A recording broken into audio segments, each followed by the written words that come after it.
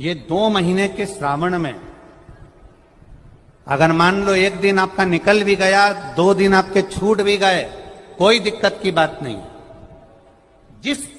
जो पेड़ तुम्हारे यहां लगा हो, जो पौधा तुम्हारे यहां लगा हो, जो वृक्ष तुम्हारे यहां लगा हो, जो क्यारा तुम्हारे यहां हो, कुंडी तुम्हारे यहां हो, उसी की मिट्टी को, उसी के पेड़ के नीचे, उसी पौधे के नीचे, उस मिट्टी को थोड़ा सा हाथ से उसको उठाकर एक लिंग की आकृति बना लें। उसमें जलाधारी बनाने की जरूरत नहीं, केवल लिंग की आकृति बनाकर उसी की पूजन वहीं कर कर पानी चढ़ाकर 15 से 20 मिनट बाद अपना काम करने के बाद उसी को उसी मिट्टी में विसर्जन कर दें, अपनी कामना कर कर। देव अधिदेव महादेव 2 महीने के बाद क्या देगा ये वही जान सकता है।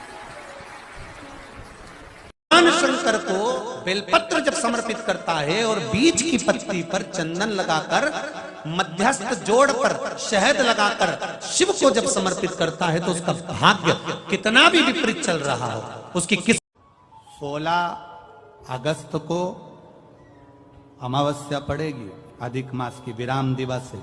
दूसरे दिन वापिस सावन का संजोग रहेगा। उस दिन एक कनेर का पुष्प, 2 लोटा जल बाबा को समर्पित करने का प्रयास करना।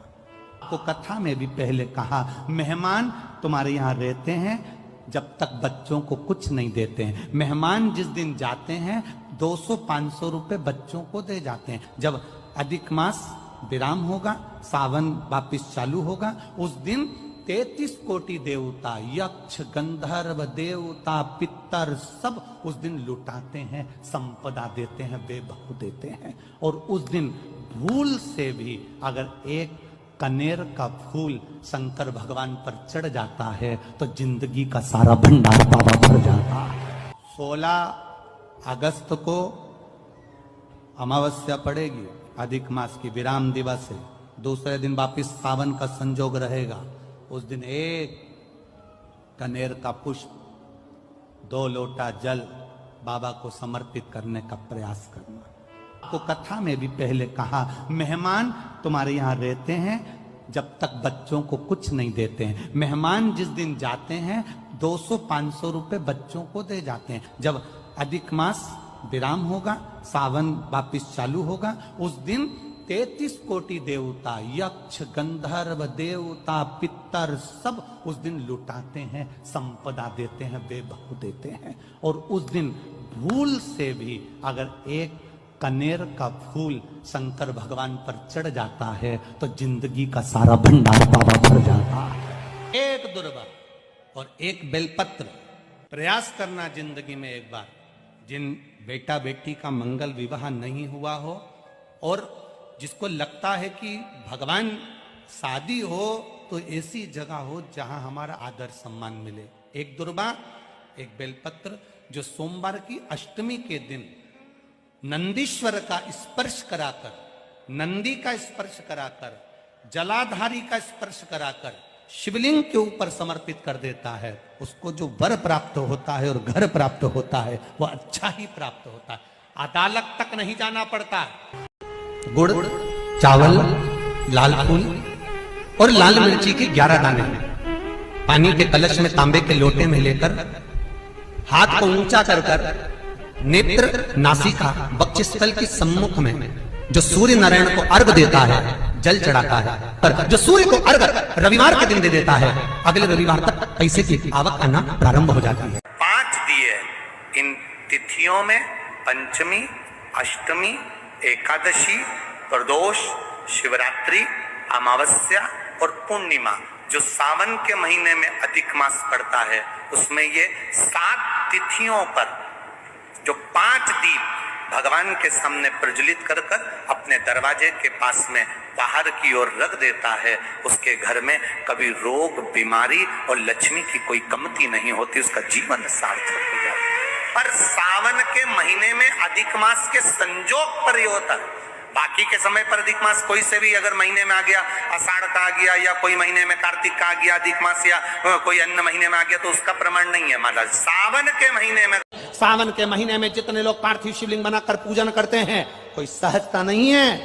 करोड़ों करोड़ों पुण्य हमारे जीवन के प्राप्त हो जाते हैं, तब शिवलिंग बनता है। हमने कई बार कहा है, जब आप लोग शिवरात्रि पर शिवलिंग बनाते हो, सावन के महीने में सोमवार को शिवलिंग बनाते हो, सावन के महीने में शिवलिंग बनाते हो, अधिक मास में शिवलिंग बनाते हो, हम कई लोगों को पहले भी कहे, आज भी कहते हैं, महाराज आप अपने हाथ से शिवलिंग बनाओ। ब्राह्मण देवता तो कहेंगे लाओ मैं बना देता हूं, नहीं, आप अपने हाथ से बनाओ। क्यों?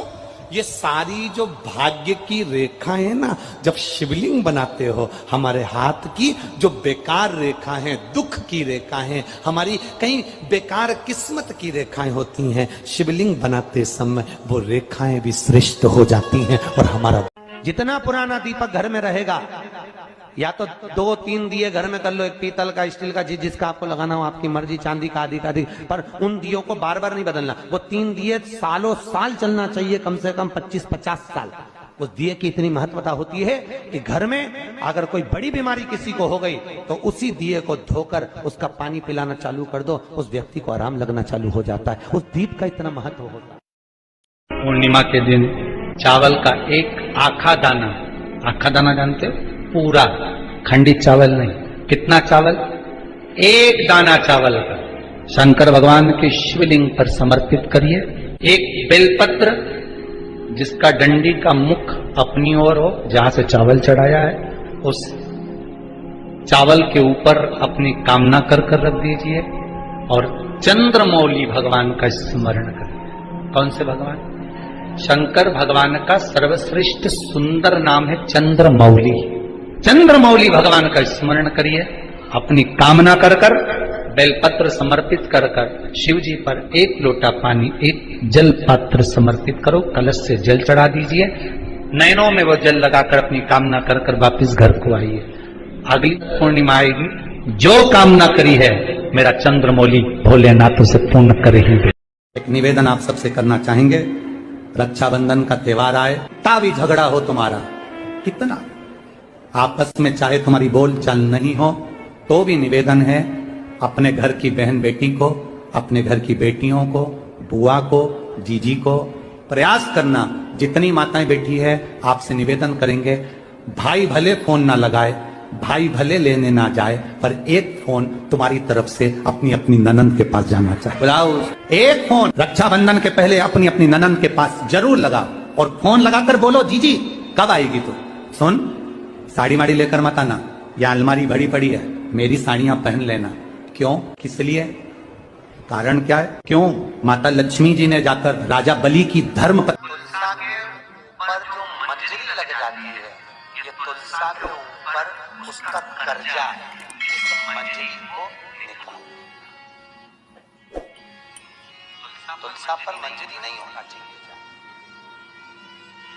जैसे ही मंजरी बड़ी हो, मंजरी को उतार लो। जो तुलसी के पत्तों से भगवान की पूजा करेंगे, उनको धरती के सभी भोग और मरने के बाद उन्हें मोक्ष प्राप्त होगा। तुलसी पत्तों की, मैं महादेव के ऊपर तुलसी पत्ता चढ़ाता हूँ। यह श्री शिव महापुराण के रुद्र संहिता के सृष्टि खंड के अध्याय नंबर 14 के श्लोक नंबर 28 में यह वर्णन किया। तुलसी पत्र से पूजन करने पर भोग और मोक्ष दोनों मिल कि शंकर भगवान को या देवताओं को जो पुष्प चढ़ता है, उस फूल को अगर कोई पेड़ पे से, डाली पे से तोड़ा जाता है तो नहाकर नहीं तोड़ते,